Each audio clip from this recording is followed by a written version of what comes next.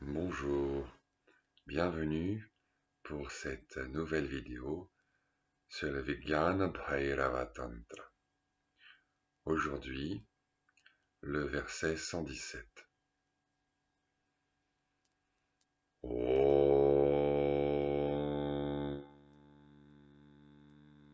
Yasyodmesha Nimeshabhyam Jagatah Pralayodayau Tam Shakti Chakra Vibhava Prabhavam Shankaram Stumaha.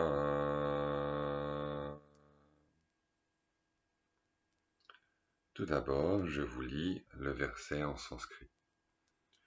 Om yatra yatra kshamargena chaitanyam vyajyate vibho tasya tanmatra dharmitvat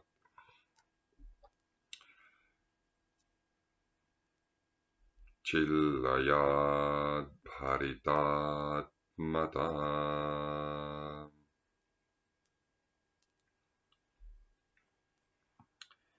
Voyons ce que ce verset peut signifier en français.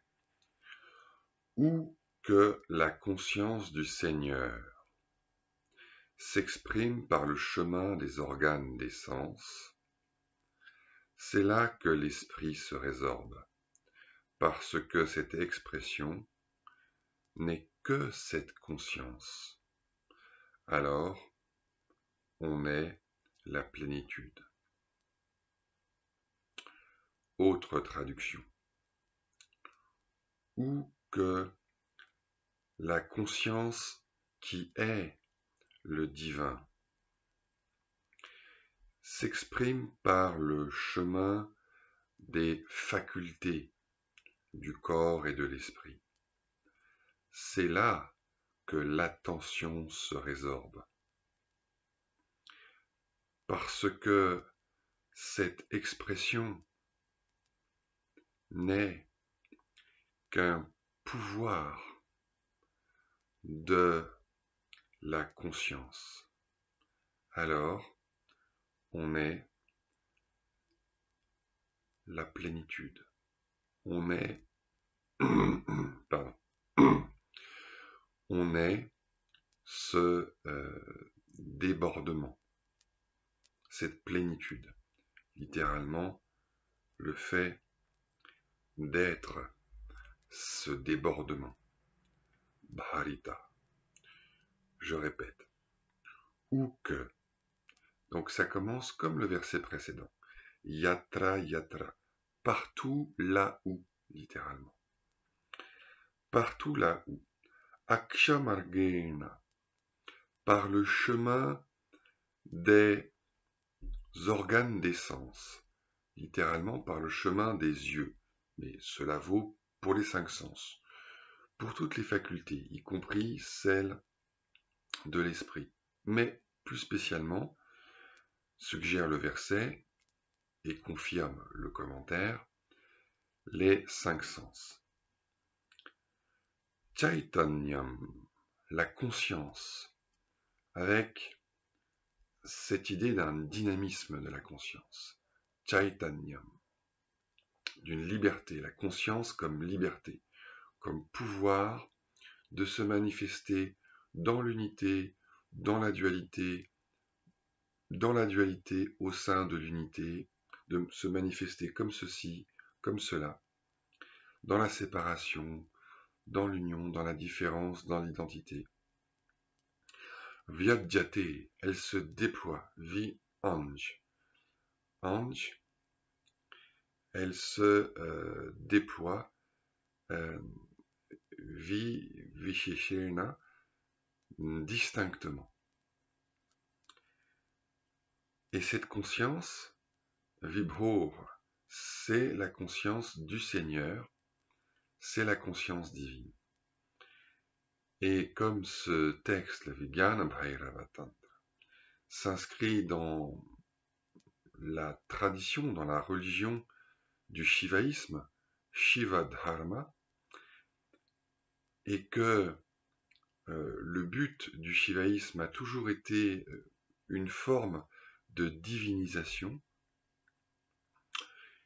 eh bien, cela rejoint l'idéal de la tradition platonicienne, avec ses innombrables dérivés dans les religions abrahamiques, de la divinisation. C'est cela le yoga, c'est l'union du soi individuel et du soi suprême, c'est-à-dire de l'individu et du divin, quelle que soit ensuite la définition que l'on donne du divin, mais ici dans le shivaïsme elle est très simple. Est divin ce qui est omniprésent, omniscient, omnipotent et permanent.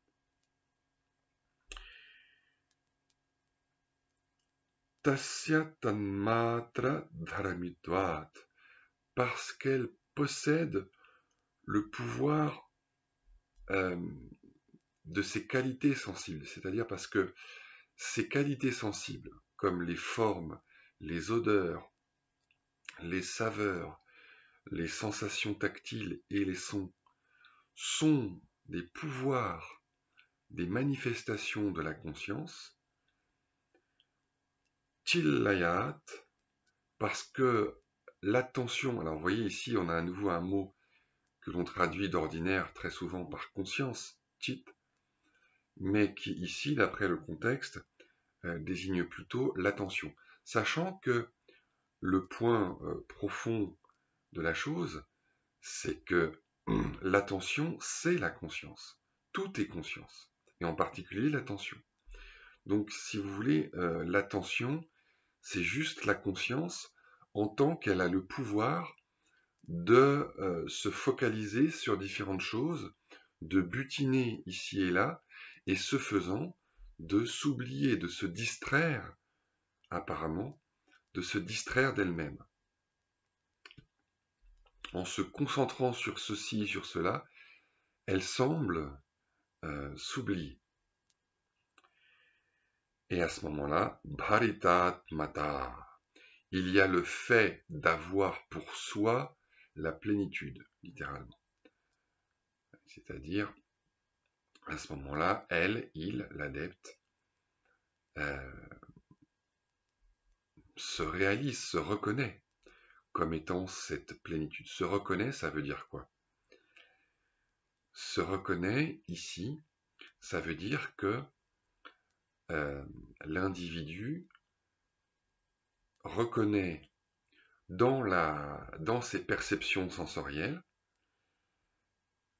Akshamargena, par le chemin des sens, reconnaît dans les perceptions, dans les différents champs sensoriels, la manifestation, le débordement spontané de la liberté, de la conscience divine.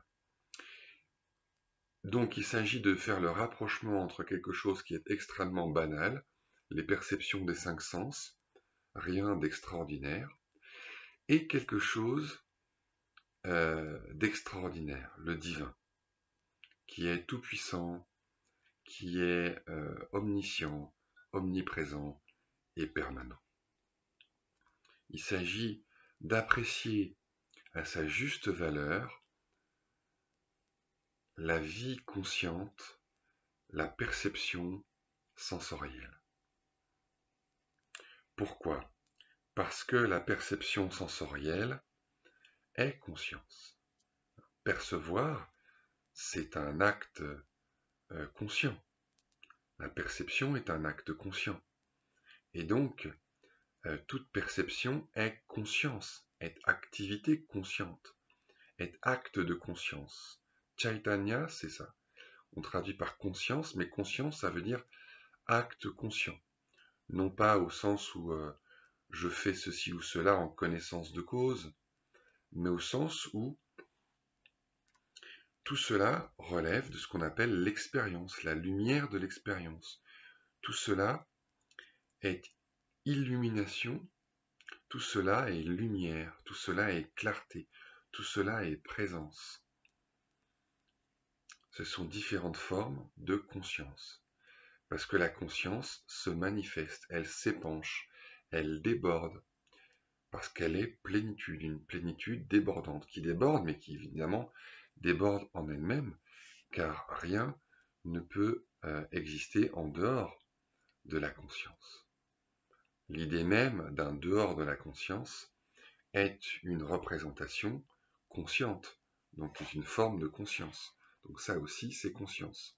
Ça n'existe pas indépendamment de la conscience. Tout est dans cette lumière. Et voici ce que le commentateur Shivopadhyaya a à dire sur ce verset. Je vous lis donc son commentaire. Où que la conscience, la lumière consciente, Prakash, du Seigneur, du Soi, de Bhairava en sa transcendance, se manifeste, fulgure, c'est-à-dire où qu'elle s'exprime, cette lumière, dans le bleu, le bien-être et autres objets, par le chemin des organes des sens, par le canal des yeux, par exemple. Parce que cet objet, comme le bleu, le bien-être, etc., n'a pour attribut que d'être cette conscience, car s'il était quelque chose de plus que la conscience, il ne pourrait exister comme objet pour cette conscience, tout comme les reflets variés ne sont rien d'autre que le miroir.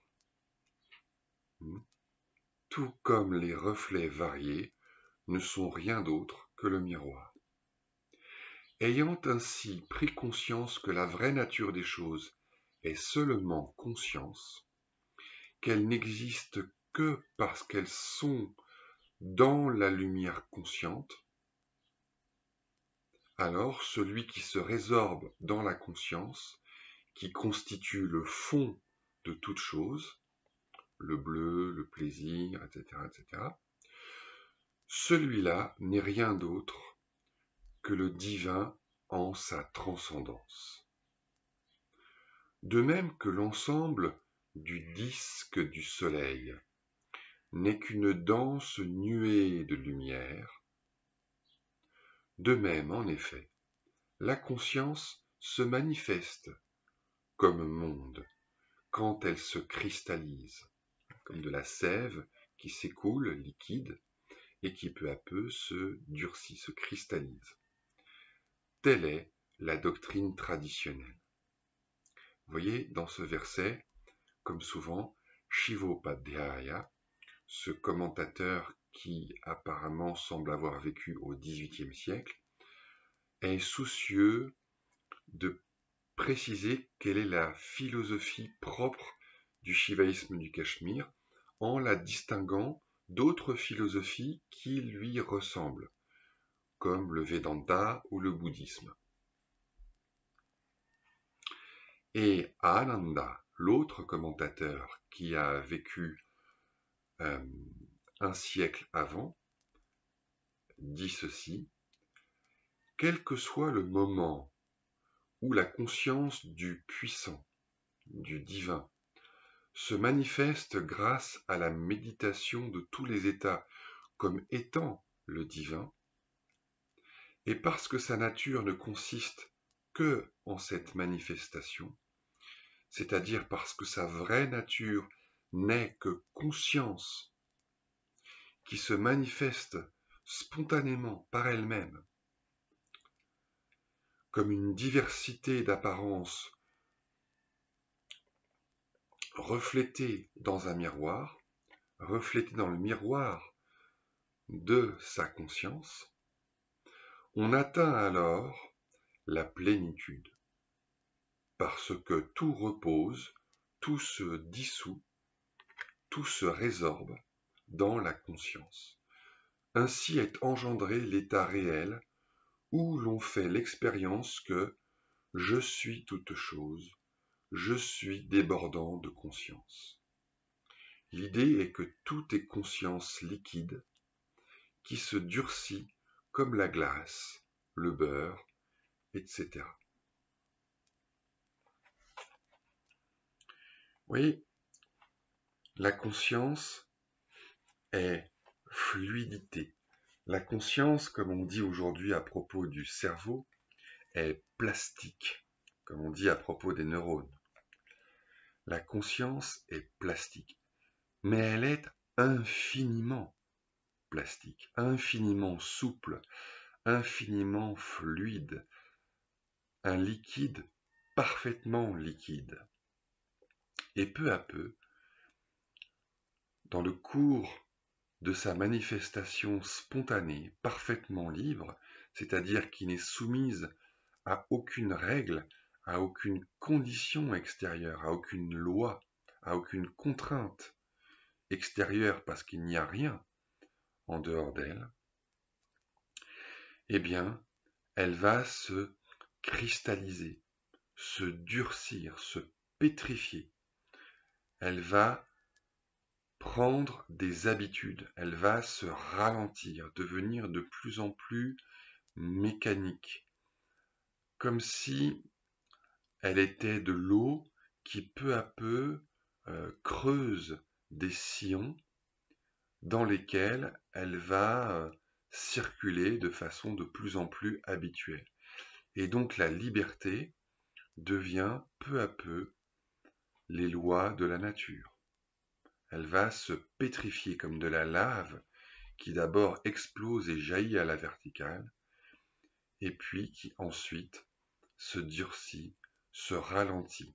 Et donc la vibration infiniment rapide qui est la conscience va ralentir peu à peu et euh, se cristalliser dans des vibrations de plus en plus lentes, comme par exemple la respiration, le cycle veille-sommeil, la naissance et la mort, prendre ou bien rejeter, combattre ou fuir, dire oui ou dire non, accepter ou refuser, et ainsi de suite.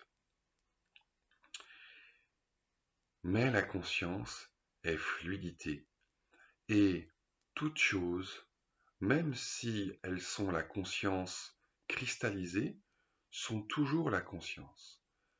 L'eau, quand elle gèle, quand elle devient glace, reste toujours de l'eau. Et par conséquent, dans cette intuition inébranlable, fort de cette réalisation certaine, absolument claire, je peux me détendre. Je sais que tout ce qui se manifeste est la manifestation de la présence transparente, limpide, absolument libre que je suis. La transparence, l'espace que je suis, n'est pas statique, n'est pas prisonnier de son absence de forme. Au contraire, cet espace déborde, vibre, se manifeste à chaque instant, à travers ses formes, ses couleurs, ses sons, ses sensations, ses réactions, ses émotions, ses sentiments, ses impressions. Et donc, il n'y a pas de danger, il n'y a pas de crainte, il n'y a pas à avoir peur de la peur elle-même. Tout ce qui se manifeste est une manifestation de l'espace infini de la conscience. Il n'y a rien d'autre. Il n'y a rien d'autre que cette activité qu'on appelle conscience. Il n'y a rien d'autre que cette manifestation qu'on appelle conscience. C'est comme un miroir. Le miroir est plein de reflets parce que c'est sa nature. C'est ça, être un miroir. C'est refléter des formes et des couleurs à l'infini. Eh bien, c'est cela la conscience. C'est être cette manifestation, cette profusion, cette prolifération de formes, de couleurs, d'expériences, de haut et de bas, de plaisir et de douleur, de vie et de mort, de croissance et de décroissance. Tous ces cycles, toutes ces respirations, toute cette évolution, toutes ces spirales. Tout cela, c'est le jeu de la conscience. Et quand je réalise cela par expérience directe, ici et maintenant, je peux le vérifier. Eh bien, cela devient une intuition certaine, une intuition vivante, et je me détends dans cette vérité, dans cette assurance. Je sais que tout ce qui arrive, à l'intérieur comme à l'extérieur, tout ce qui arrive est conscience. Tout ce qui arrive est cette transparence, cette limpidité, cet espace ouvert et infini, qui déborde en lui-même, qui se reflète en lui-même, qui se cristallise en lui-même, qui s'agite en lui-même, comme un océan qui bouillonne, mais sans jamais sortir de soi, car il n'y a pas d'extérieur. Donc il n'y a pas de danger. Il n'y a rien d'autre que ce jeu, rien d'autre que cette liberté. Voilà. Si vous avez des questions ou des remarques, comme toujours, vous êtes bienvenus. Sinon, il ne me reste plus qu'à vous remercier et à vous donner rendez-vous pour une prochaine vidéo.